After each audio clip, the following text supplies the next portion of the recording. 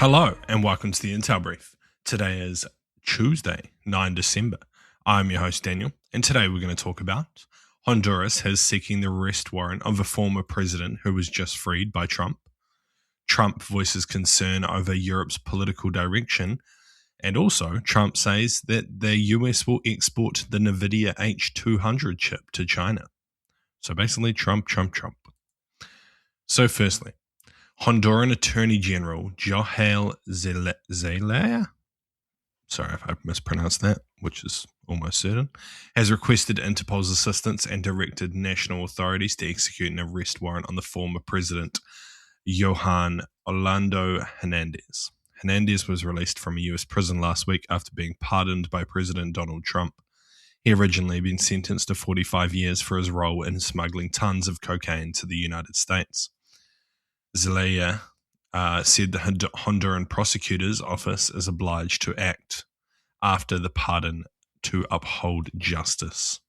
According to the arrest order, Hernandez should be taken into custody in Honduras if U.S. authorities let him go. The former Honduran leader was extradited to the United States in 2022 by the country's then president, Xiomara Castro. According to the arrest order, Hernandez should be taken into custody in Honduras if U.S. authorities allow him to return. Hernandez was implicated in a so-called Pandora case in which Honduran politicians and state officials allegedly diverted government money to political parties using a network of NGOs. According to the case, Hernandez's 2013 presidential campaign received some of these funds. So what? I mean, this just seems like corruption to the core. Why he's been pardoned and released in the US after being extradited there in 2022 seems a bit crazy. I don't really understand the rationale or reasoning behind this, especially as Trump bangs on about, drugs coming from Venezuela. It just seems beyond me that this guy is now apparently innocent after his extradition to the United States.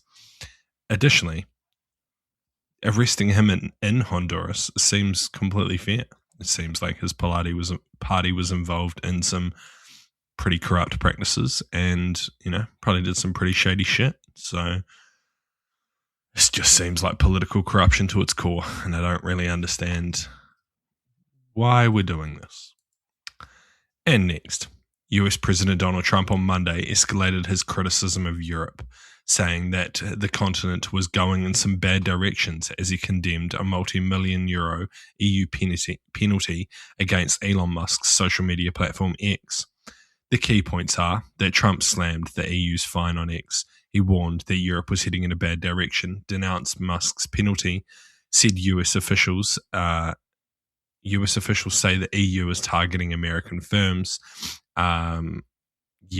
Speaking at the White House, Trump said that Europe was very bad for the people, and warned that the United States did not want the continent to change so much. He did not specify what he meant, but said Europe has to be very careful doing a lot of things. So what? I mean, there's some pretty unveiled threats towards the EU and Europe as a whole, especially around the fining of US companies. But, I mean, this is just ridiculous. Like, X has just not upheld their obligations to, uphold certain parts of their platform. This isn't about free speech. This is about, a company acting in the way that it's supposed to if it wants to operate within the European Union.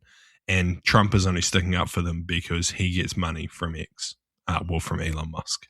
So it's just ridiculous. Also, to criticize Europe on free speech while also denying people visas into the United States and arresting people who are critical of the Trump regime is pretty rich coming from him. I don't know. What's good for the goose is good for the gander, but it doesn't seem to be so in this current day and age. it's possible that the EU will back down on the fine, but also it's possibly not. It's possibly that this could be a pretty critical point that is hashed out over the next few weeks and months, leading to some very tense political exchanges between the bloc and Trump.